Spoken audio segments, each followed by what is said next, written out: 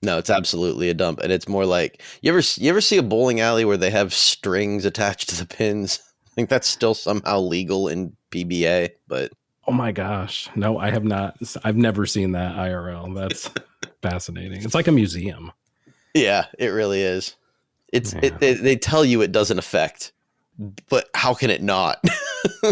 Right, of course. Yeah. Someone needs to gift them a nicer bowling alley for Christmas.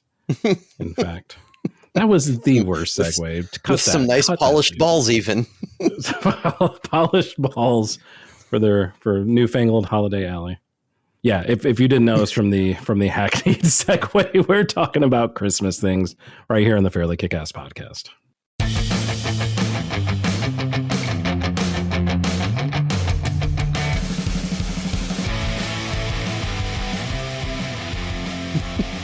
hackneyed might be a bit polite. How we entered that. Giving me too much credit. my ham-fisted attempt to get the plane off the ground. I wasn't throwing you under the bus. I was a part of that too. That's true. It was a team effort. This might be the first time I can claim to not be on the team, because y'all have been talking bowling for the past 10 minutes, and like I don't have anything. Like, I haven't been in over a year because the last time I bowled, I sprained my goddamn MCL. Holy fuck. Uh, Ouch. So I don't roll ever anymore.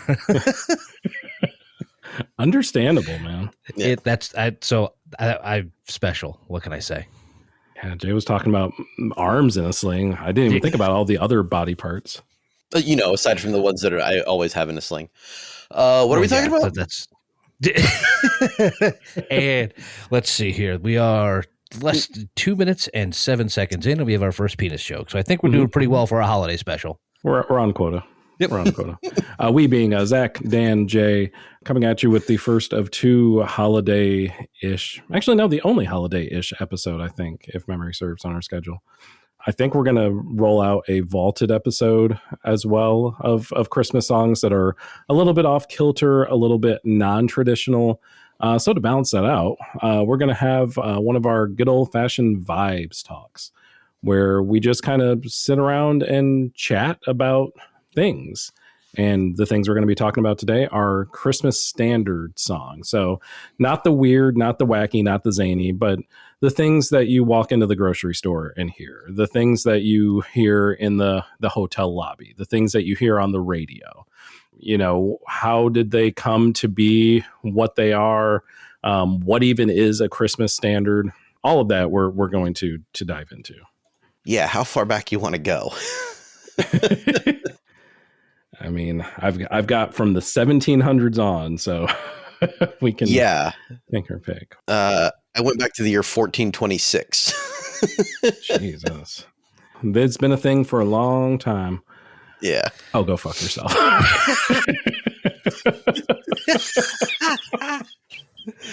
The part that will literally cut. I was trying to just work in the behind the scenes joke, and then nope. Yeah, one that there's no matter how much time we have, we would not be able to explain what exactly that means. Nope. But let's instead explain, and this was kind of the first question I had in my head for both of you, and I have my own answer, but I'm curious to what y'all think. What does Christmas standard mean to you? That sounds glib. It's not meant to be. I'm legitimately curious. Like when you hear that term, like what are the criteria that make that up to you? And Jay, I guess I'll start first, with you. Oh, Dan, I guess I'll start with Jay. I think, hang on. Okay, fine. Did we just Spider-Man meme in real life? Yes, you did. Yes. You fucking did. Am I supposed to talk now? I don't even know what's happening. Okay. I don't know what happens after this.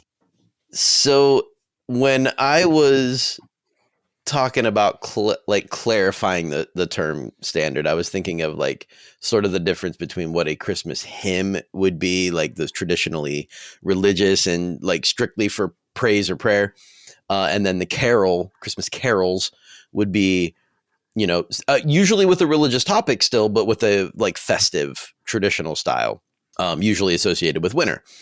and then using the word standard to explain that had to be anything that possessed enough cultural or commercial gravity to stick around. And even now in modern terms, we would talk about it on the charts, but before there were such things as charts, something that would give the listener value and keep coming back for years and years and years and years.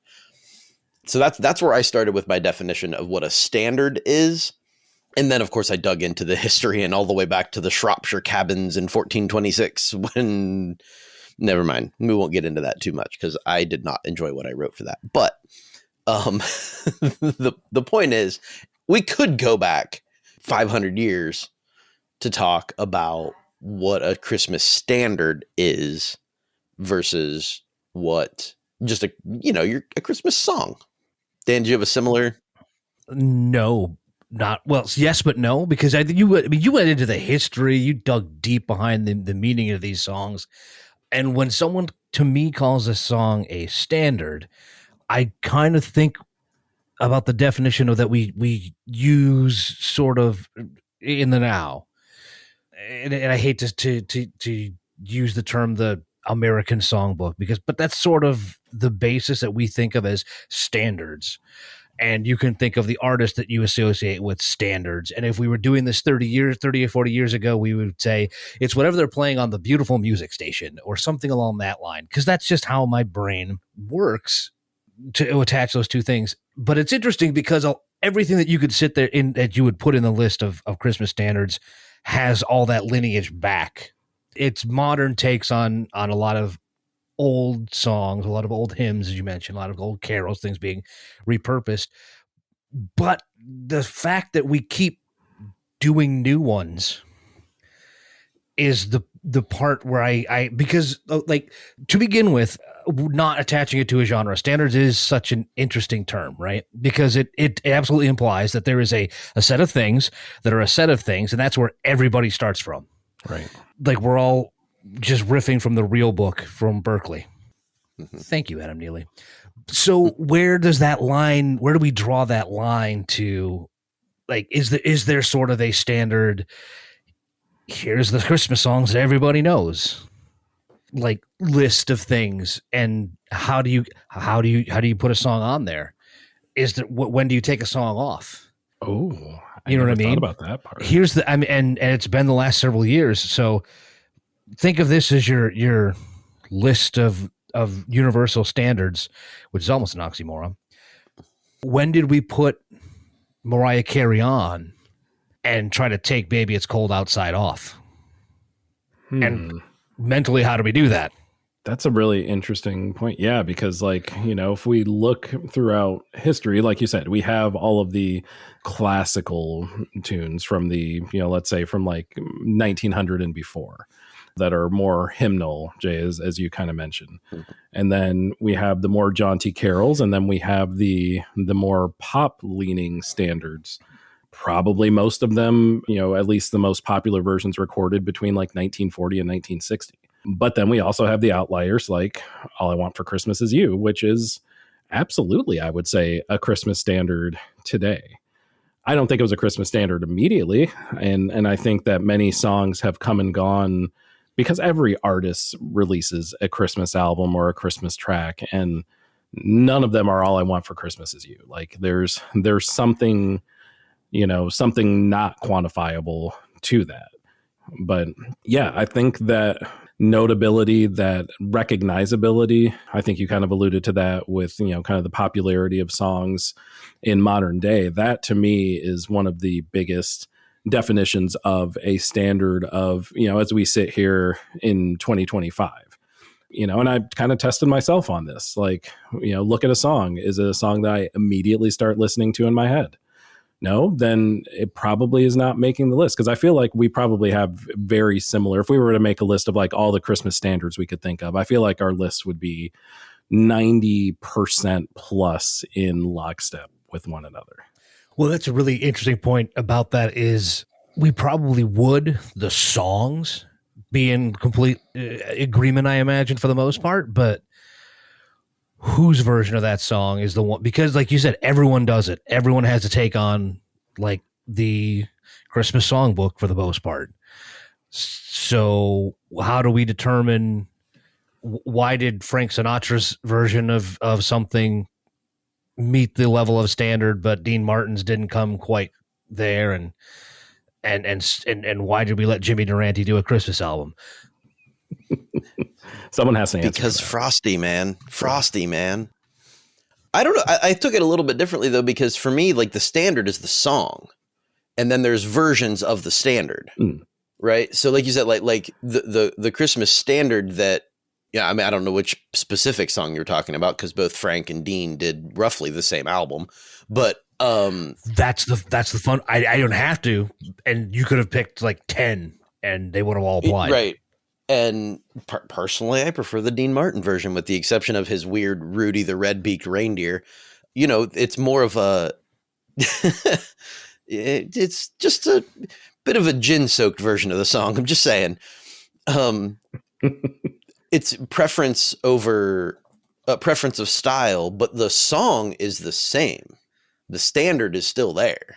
They don't even change the melody a whole lot. So to you, the standard is, it's artist agnostic when talking about the standard from where you come from. At least that's Gotcha. that's the way I take it when I when I talk about that kind of stuff. That's when I think of the standard as, you know, it's the melody and the lyrics, and then beyond that, like whatever you've done with it is your version of the standard.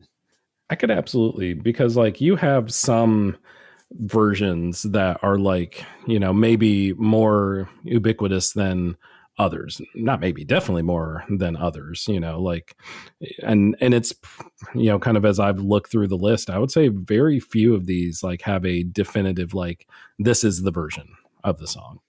But the ones that do, like, that's pretty much the one, and everything else is kind of derivative of that, you know, that prime version. The one that popped into my head as like that prime example, like how it had been done before, but the definitive version is Bing Crosby's White Christmas. Because, I mean, Irving Berlin writes the one I was this. going to mention. Yeah, like that's the one, right? Like Bingo did it, and now every version of the song since then has been some minor variation on what he did. Yeah, if there was a standard version, it is definitely that song and that artist, 100%. In terms of artists specifically, you know, as we have kind of looked throughout the years, like, do we have like a sort of agreement in terms of, you know, if we were to do like the Mount Rushmore of Christmas artists? I think we have 3. I don't know who the 4th would be. We have Bing, as you mentioned. We have Gene Autry. You could argue for Burl Ives. You could argue for, I think Nat King Cole is certainly one of them. You know, maybe that 3 and 4 is a little bit out there, but who would y'all put on that list besides Bing and Gene, that I think both of them are pretty much undeniable? I mean, I could even see arguments, or maybe they're not. Well, I mean, I don't like. I think it's tough because I have favorites, and then I have what I think probably does become, you know, like you're talking about the Mount Rushmore, right? Like I think Bing does wind up there. I don't know about Gene Autry. I think that depends on. I did not grow up listening to Gene Autry's versions of those songs. Like I don't think I heard Gene Autry's like iconic Christmas versions until I was in my 20s. Oh wow!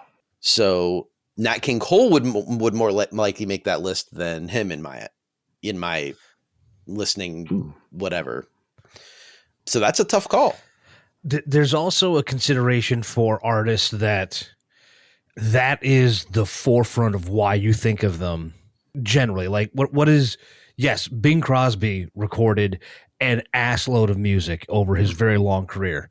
But when you just kind of think of Bing Crosby, what are the things you think of? White Christmas and the skit with Bowie. Yep. Those are the two. And if you think of him as an actor, what do you think of? White Christmas and Holiday Inn. Forget all the Road 2 movies he did with Bob Hope. Yeah. Which is why I would say we would consider Andy Williams.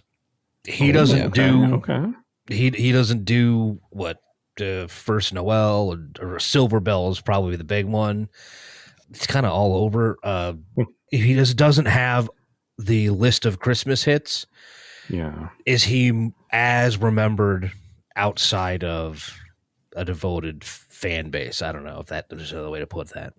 Yeah, I guess that's kind of, I think you know exactly what I was trying to get at. Like, these artists, is this their wheelhouse? Are they like, this is the Christmas song guy? Well, there's this also is the Christmas song person. I mean, there's also artists like that you should say that they're known because they did a Christmas song. Yeah. Because for every Nat King Cole, you have a Brenda Lee or a Darlene Love, where I'm sure they put out other music, but you don't hear anything else from Brenda Lee besides Rocking Around the Christmas Tree. For sure. Right. Yeah, that's a really interesting, not to make this a makeshift Rush episode, but that as I was kind of coming up with my list or coming up with talking points for this, that one kind of jumped out at me. Like, if we were to do that episode, it sounds like Bing is the only like unanimous, like undeniable pick, which I think is very fair. Yep. Yeah, I was thinking about it, and probably Bing and Nat King Cole.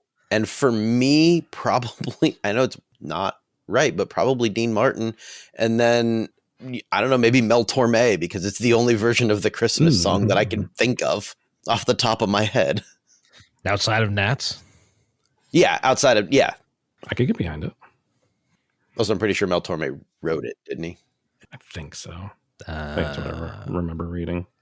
Have you ever noticed that a lot of Christmas songs are written by Jewish men? Huh. No, I never put that together. Put two and two together, really? I caught that when I went. It's an interesting thought process I had while I was writing down a bunch of these songs. Like, oh, Irving Berlin wrote White Christmas, and Mel Torme wrote the Christmas song, and Johnny Marks wrote Rudolph the Red-Nosed Reindeer and Rocking Around the Christmas Tree and Holly Jolly Christmas. And yeah, it's fun. That is wild. Yeah. You know who belongs on the Rushmore? Patsy and Elmo. I'll allow it. I won't. What? Listen, you can't think of them because they are only known for Grandma Got Run Over by a Reindeer and Percy the Puny Poinsettia. I try not to think of either of those. See, if you get Patsy and Elmo, I get Ross Bagdasarian of the Chipmunks fame. And then we call it even. Cool. The Chipmunks are an interesting case that I think that we won't be talking about at all, since there's not really any other instance of like a Christmas standard written by or performed by an animal in a cartoon. But would you include the Muppets? Yeah, 1,000%. 1,000%. I don't know if I would consider any of their songs to be standards, but if they were, then I wouldn't disqualify them. I mean, they did that whole Christmas album with John Denver, though. Yeah. And is probably my favorite Christmas album in its entirety. I think that might delve more. I guess it's not like non-traditional. It's very obviously traditional in a sense. It's just, I don't think it like hits that popularity mark. Or at least any single song hits that popularity mark. Maybe as a full album, and that's probably a different discussion altogether. But yeah, maybe as a Christmas album, that starts to become like an album standard. Man, I don't even know about a Christmas. Well, I take that as you say that, I take that back. But at the same time, I don't know if I could grab an artist with an album, because I was going to make a different point, but I'll work into this way, because one of those examples would be an artist like Mannheim Steamroller, who is known for a lot of Christmas versions, a lot of New Age versions of Christmas standards. Yeah. But I couldn't name an album that all these things came from. They did these things. It was just an amorphous blob of Christmas that they did. They put out Christmas records, so you just can't name them. Yeah, and then you can pull up other ones too. Like there's in that same vein of Mannheim Steamroller, like there's like the Chieftains and stuff. Like they did a bunch of really cool Christmas records. Guys, I've listened to a lot of Christmas music. I don't know if I should be admitting a lot of this, but like the Chieftains released their thing, but it's that album has very few standards on it. There's a few that are instrumental standards, but like for the most part, it's original or traditional music that aren't Christmas standards that they put on a Christmas record. So interesting. It is an interesting thought process. I don't really know. I think this is such an interesting topic, and I'm trying to figure out a way to kind of segue to the next topic that I had. because I think you both have kind of touched on the longevity of some of these tracks that artists like Mannheim Steamroller and others are able to cover and able to perform for their albums or at shows or what have you. But in terms of those kind of older, more established standards, Jay, I think you might be the winner at like 1400, somewhere in the 1400s. 1426. Then here, let me scroll up, see if I can find that. And while you're doing that, I think Dan, you had something too. Yes, but I want to. I'll wait because it kind of ties into something else I wanted to throw out there. It actually ties both of those concepts together. Oh, nice. And ties it off with a nice Mannheim Steamroller Bowl. So I will continue to tap dance as best I can for Jay, but like I have my limits, just like I assume everybody does. And when I say everybody, I mean people who listen to Grandma Got Run Over by a Reindeer. They should have their limits. Yikes. Yeah. So I found the earliest Christmas carols in vernacular text was like a 1426 work by a Shropshire chaplain named John Audley, who listed 25 carols of Christmas sung by wassailers. And these songs were macaronic or secular, and they blended English with Latin, and things like the Boar's Head Carol, preserved in a grocer's apprentice diary between 1500 and 1536. That is the earliest surviving example of a secular English carol. I bet that's a really meaty carol. Yeah, it took a second, that one. But now I know where the Boar's Head Company got its name, and also I know of the term macaronic thanks to my research for this episode. So it has been educational for me. And then the earliest of the, I guess, I don't know, the Puritan intermission, hit that political bottleneck with Oliver Cromwell, would be the songs that persisted during his regime in the mid 1600s. And then recorded in the 17th and 18th century. Well, I guess written down finally based on those folk traditions is how it's worded. Would be like Joy to the World from 1719. O Come All Ye Faithful from 1751.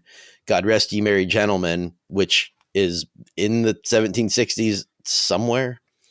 And then The Friendly Beasts, which dates back to the 12th century, but wasn't actually written down until much later.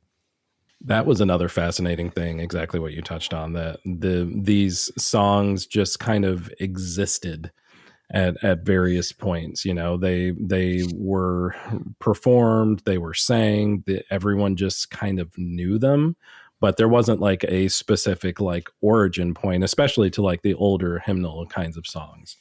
O Come All Ye Faithful was one that jumped out at me in that specific category. I think it was attributed, I mean, you mentioned 1751 to John Francis Wade, but I also saw mentions of attributions to King John IV of Portugal and some various monks of various lineages even further back from that. So yeah, I mean, there's no telling. We may not know the origins of some of these older ancient songs. I don't say ancient, but the ones that are hundreds of years old. We may not truly know the actual origin and evolution of that song as it has come to where we're at today. And I think that's just really historically neat. Yeah. Not just the evolution or the origin actually, but I evolution is not necessarily the right term, but just the ability for the song to remain relevant enough to be remembered, and then for someone to go, oh, hey, yeah, let me write that down, and actually write the music down so that it's more than just a thing that we pass on, that it's actually remembered from generation to generation, because we have a tangible version of this. And not to say that someone's like, well, we got to get a standard version, but all the words are always this and the melody is always this, but just a simple writing down for preservation. How did a song that started out, with the oral tradition, maintain throughout the generations, and then finally get to being codified one way or the other? Fascinating. I mean, right. Like again, what is it? If the wrong guy doesn't remember how the version, when they went drunkenly wassailing, which is one of those judicial system words for me, apparently. It couldn't remember the things they said. Do we just not have God Rest You Merry Gentlemen at some point? Absolutely. I'm sure there are probably scores of those that have just been lost in the annals of time. And I kind of want to bring up an example that I imagine I would get called all down because I'm attributing it to something and it's far more popular than I would have imagined. But you also have songs from the 15th, 16th, and 17th centuries that may have not ever gotten to their level of notoriety or popularity had they not been picked up farther down by modern artists necessarily. And the one that I always go to in thinking of that would be, I can go back to the 17th century and Provence and bring a torch Jeanette Isabella, because I think a lot of outside of the region, it's regionally a very strong traditional carol, but I don't know if outside of the region does it get to be worldwide recognized if Mannheim Steamroller doesn't pick up that melody and TSO doesn't find ways to work it into some of their stuff in the late 20th century so that it is rekindled sort of and remembered as a standard. Or I'm completely missing the mark and it's been a standard the entire time. The world's known about this song and it's my dumbass that just figured out that it was a traditional carol all this time. No, I think you're not alone in that. I think a lot of people don't recognize that these songs date back that far. And like, there's a lot of what we think of as like the Christmas standards now they don't go back that far, but a lot of them do go back to the mid 1800s. Most of them, in fact, there's a whole bunch that go back to the mid 1800s.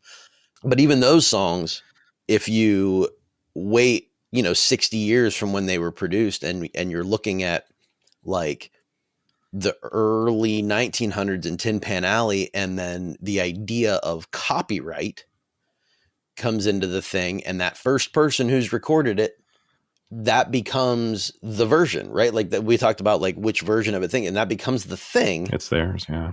It's theirs. It's their song, and that goes back to what, the 1920s, 1910s. So, yeah, and that Jeanette Isabella probably becomes one of those where, like, yes, it's been this folk song this whole time, but was it a Christmas song until it was recorded in modern history? 95 years of copyright. Mm-hmm. Not only that, but I think, and this is way outside the purview of the show and my basic understanding of it, but this is all the Victorians' fault. Yes. A lot of this is the Victorians' fault because it's not the only thing. Not the only thing, but I mean, there was like Dickens did sort of kick off a revival of a celebration of Christmas carols and celebrations to a further extent. It just kind of rolled off there, which is why so much of that stuff, like you said, rolls back to the mid 19th centuries because of the goddamn Victorians picking this all back up and deciding that we needed not a copyrighted version, but they needed to bring these things back that have been just part of English tradition for centuries.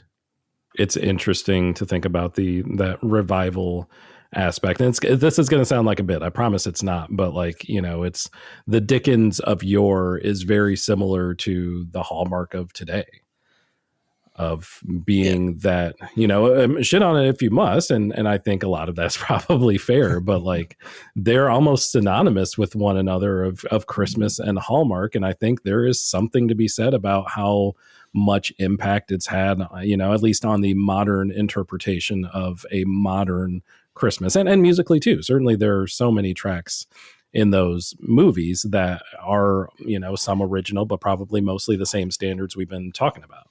I might argue too, though, that, Dickens wrote A Christmas Carol one time. How many of the same movie has Candace Cameron Bure done? Just saying. Dozens, if not hundreds. You bring up Candace Cameron Bure, she's got nothing on Lacey Chabert. That's okay. Fair enough. I just picked one. Yeah. I picked one out of 100. I know. And I only say this because it's almost something I professionally have to know. Right.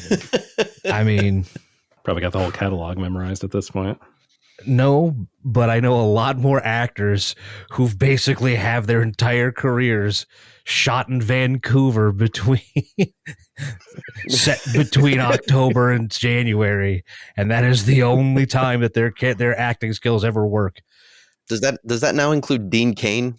Dude, we gotta Sorry. like that is a whole other thing that we can discuss. We should take that one offline though. Yeah, for sure. For sure. Tara Reid's worked in there somehow. Like just Yeah. that's just not. I've seen her in one, yeah. And Jodie Sweetin, actually, now that you mentioned so- this, I think, stop me! Fucking stop me! This is awesome. This is what the people came to Alexa, listen to. play Christmas music. No, okay, so sorry, I just ruined somebody's day because they're listening to this in their living room. Yeah, I was just about to say. No.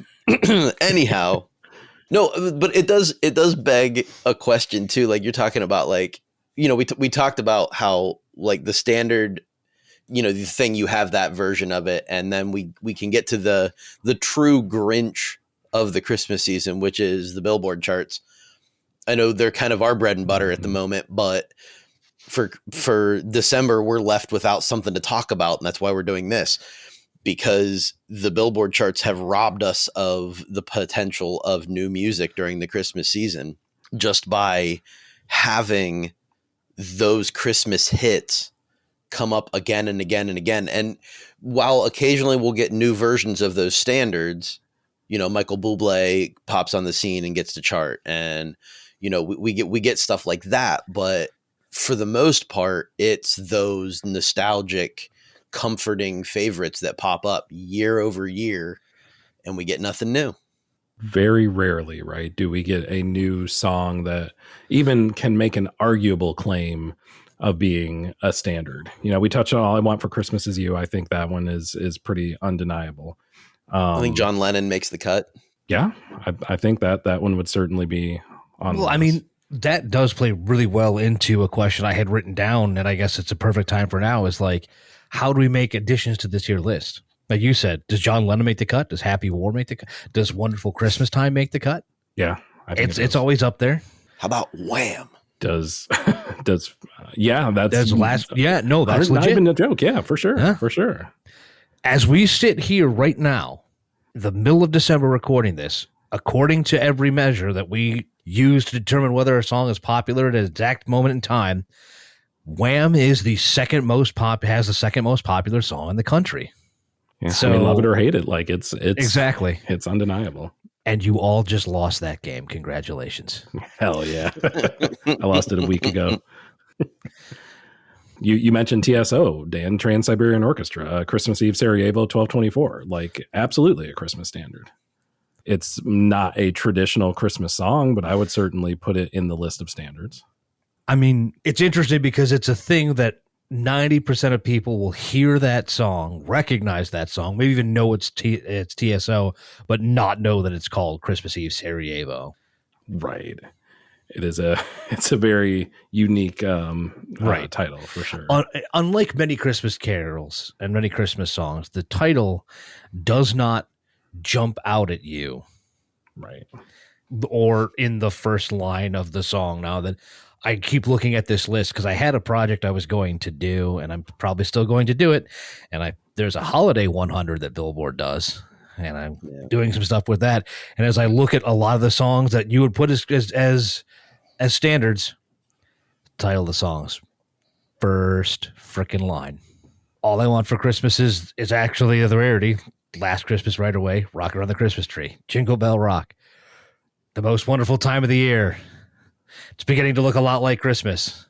A Frosty Holly the Jolly Snowman, Christmas, Feliz Navidad, Frosty the Snowman, Jingle Bells, Deck the Halls, Blue Christmas, Please Come Home for Christmas. Like it's there. It seems to also be a trait for whatever reason. Feliz Navidad, if we put that on the list, that certainly qualifies in the same category. And I'm sort of tap dancing because I know there's an actual term, like a songwriting term for using the title of the song right up front. Can I think of that? Absolutely not. And I'm sure I will spend hours trying to find that in music theory. It's just interesting. There has to be a term for that. Yep. I don't know it. That's because I'm a hack songwriter. What do y'all think? And I guess this is kind of like looking forward, as we've talked about the past, we've talked about the present, we've talked about some of the newer songs. Do you think that we are going to have another standard? Because it's been a while since we've had a track that you could really look at and say, like, this is a standard. Like, All I Want for Christmas Is You came out in 94. Christmas Eve Sarajevo 12/24 was 1995. I don't know that I would think that I could think of a song that is a standard that has been released since that point, maybe with the exception of Merry Christmas, Happy Holidays. But when are we going to get the next one? You know, and is that not necessarily a specific artist unless you have one, but is this going to be more of a traditional artist, do you think? Is it going to be more of a pop sort of deal? Is it going to be something out in left field? Like, what do you think of as like the landscape of popular Christmas music from here on out? Well, so this gets into some of my more cynical views of the music industry at large. I think as long as streaming services are king, I don't think we get new ones because people have to type in what they want to hear. Right.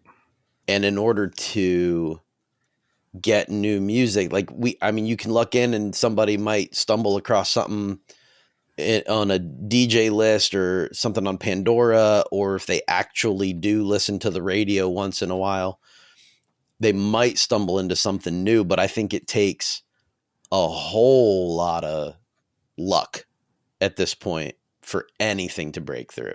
So no, I don't see it in the age of streaming services. I don't see it. Okay. Counterpoint. I can name you the one I think is most likely going to be the one put out in 2014 by one Ariana Grande. It'll be Santa Tell Me. It's a song that routinely hits the top 10. Now rises as fast as Mariah, has obviously been a number one holiday hit, but also charted, stop counting here, around 40. It's also a 4 times platinum single, 4 times in the UK. That's actual sales. So they're there. Like I said, the original songs are there. It's the real question I would have then is just literally how long it will take for them to reach that level of popularity where people start thinking in that context. And I think she's just now getting that in a song that's 11 years old. Yeah. Well, it's been 25 years, give or take, since Mariah Carey's jam really started to take off. It was, roughly 2000 or so. Yeah. That All I Want for Christmas really started becoming that thing that was just in people's psyche as soon as it clicked to November 1st. But yeah, I mean, and don't get me wrong, I'm glad to hear that that's happening, but I think it illustrates something that I can't think of what that song sounds like. I know I've heard it, but I can't think of what Ariana Grande's, what did you say it was called? I don't even remember. Santa Tell Me. Yeah, there you go. Which is why I say if I'm going to pick one coming down the line, that'll be, because now it's, like I said, it's an 11-year-old song. It maintained this popularity. So now you're working that first and second generation. We're not it, obviously, but the first and second generation that latched on and that became their Christmas jam. We go through a few more iterations of that gets passed on. That's why I say, like, we're in the position that our parents were with things like Wonderful Christmas Time or Happy War or Step Into Christmas. I will fight you with that one. I will make that a standard and so on and so on. It's an interesting point because it's always like a couple generations behind where you would think that whole thing was. Because again, like you said, it took 30 some years, not only for All I Want for Christmas Is You to latch on, but then to finally have the success, because it only hit number one for the first time a couple of years ago. Yeah. Really? It had to take it took the streaming changes to Billboard is why it finally got there. Right. Yeah. That is so interesting that we have so many more songs and so many more ways to consume those songs. And, you'd almost think like, oh, well, we would have tons more Christmas standards identified just from sheer volume. But with that sheer volume also comes sheer volume. Everything gets kind of lost in the muck and mire of everything else, and nothing really stands above the pack. But I wanted to reiterate how interesting that was, but also to Jay's point that, you know, it may not be a thing where many new standards are made. If I could find the most current version of the Holiday 100, yes, there is a Holiday 100 that's specific. I wish they would separate that out, period. Now, as we mentioned, the new standards, Mariah Carey and Wham sitting on top, as it seems to be. But the rest of the top 10 are Brenda Lee, Bobby Helms, Ariana Grande, Nat King Cole, The Browser Froze. I'm not sure I know them. Ah, It's a good band name. I don't give it to Andy you. Williams, Kelly Clarkson, Dean Martin, and Michael Bublé. And there's your top 10. And I mean, Burl Ives is still here. Bing Crosby, obviously, all over the place. Chuck Yeah. Berry, Eartha Kitt, Elvis. Eartha Kitt. Yep. So to that end, like, it will be difficult, like, as you said, to make new ones, but they'll get there. But the old ones weren't going away. Obviously, we're not removing those from our consciousness. No, and that's where I think part of the what I was pointing out to. I'm struggling for words. I'm trying to make my point as I'm thinking of it in the first place. But when we look at like new stuff coming out, and what I was getting at, like Ariana Grande is a huge name, and someone might type her name into a streaming service to get her Christmas music.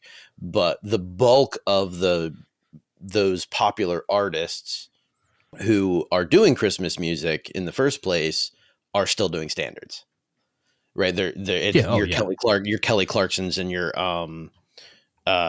Michael Bublé is another really good example of that. Like they're redoing the same one because that's where the money is. For sure. Right. Yeah, original Christmas songs just don't hit as much as the things that were, you know, composed in the 1600s and 15 and 1400s. I also find myself struggling with an idea that, Dan, you brought up earlier about taking something off of our list of standards and how, like, we've started trying to remove certain things from our collective conscious. But that, I don't think that's ever happening either, for a lot of the same reasons. Like, you know, you talk about like the content of songs like Baby It's Cold Outside, but people are going to watch Elf because it's a wonderful movie and that song's prominent. It's not going anywhere. No. And then you talk about, the history of the melody and stuff that exists for songs like Jingle Bells and how problematic that can be, but it's not going anywhere because it's burrowed in. So yeah, I think removing songs as a standard becomes a much harder thing than even this monumental thing of trying to break into the cultural collective. Yeah, because I mean, you're always going to have people who have a different point of view of the song, obviously. Yeah. And you're always going to have that certain level, like, as I'm actually just kind of looking at a random list, and it's amazing how many songs were the trace all the way back to between 34 and 50. But something that has fallen out of favor just because, I mean, you'd call it a standard, but no one really does a version of All I Want for Christmas Is My Two Front Teeth. Like, it's there, it's not going to leave, and that's going to be a joke, but we're never going to completely leave it to the side of the road. Not for any reason. Like, it's not like there's something objectionable that I think that I know of in that song. It's just a novelty song that doesn't really, it's not funny anymore. So you just don't hear it outside of occasionally, unless you're one of the psychos who listens to the Christmas channels in July. Yeah. Well, I also think it's different too, because those are the songs you listen to when you have a 3-year-old at home. Sure. That's a fair point too. Yeah. That is also Right, a thing. Yeah. Like that's because, that is what I did when I had a small child in the house. Those are the songs that are fun to sing, and they're sure. That brings up another interesting point about these that also seems to be a thing with standard, especially if you kind of look at the more secular side of these things, that they very rarely contain content that you wouldn't want to play in front of your 3-year-old. right. I mean, I'm pretty sure we've done a whole list of songs that would be considered Christmas songs that you wouldn't really want to play for your kids, but like your list of standards don't contain any of those. Right. Yeah, I mean, some might be more somber in terms, maybe not somber, but morose, I guess is a better way to put the vibes, more Maybe. subdued. But they're still not, offensive to, someone of any age, 100%. Right.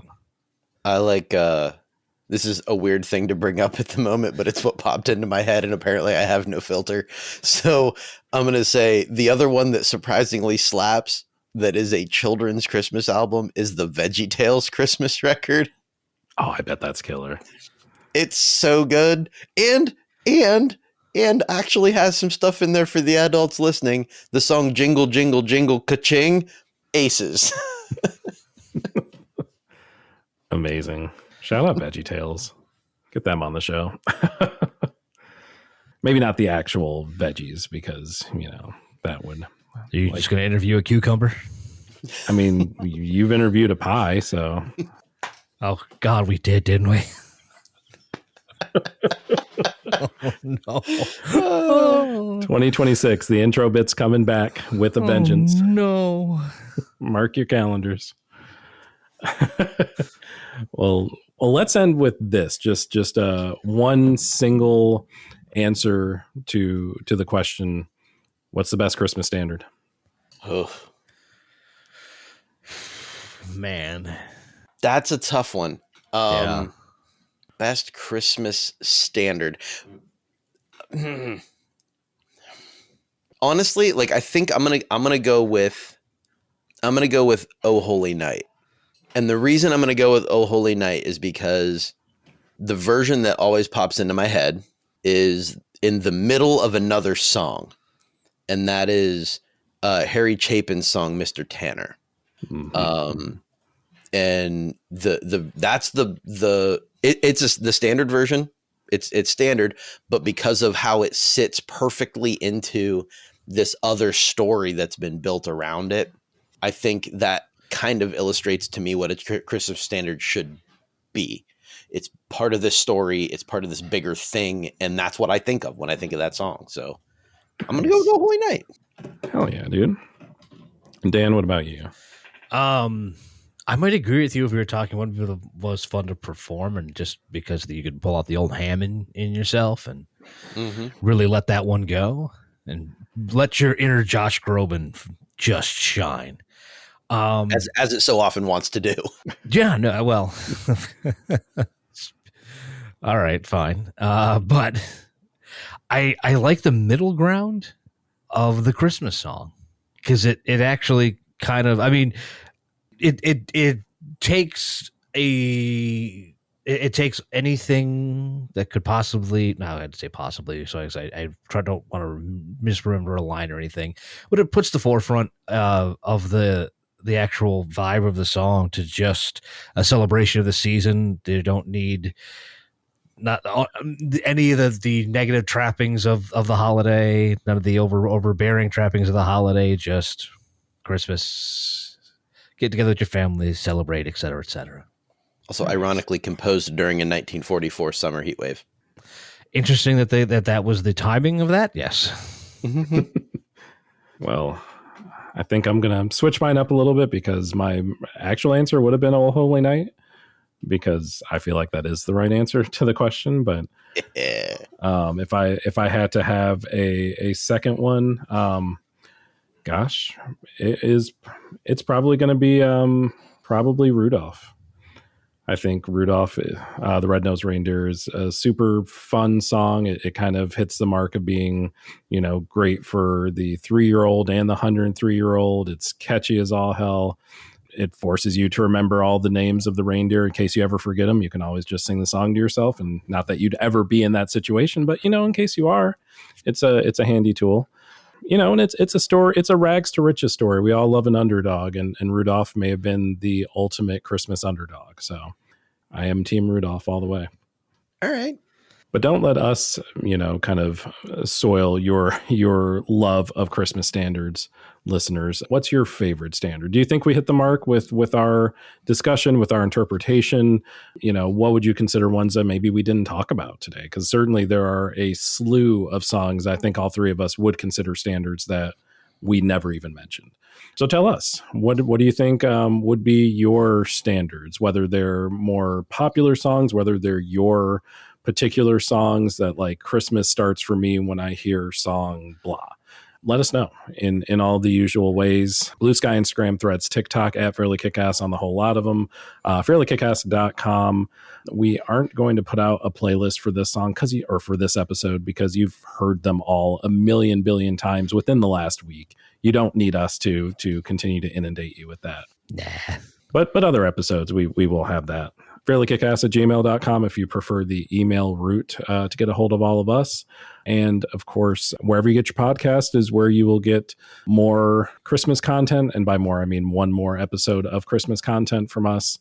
We'll have our year-end blowout episode that we always do every year. We'll be doing that here, releasing that closer to the end of the year.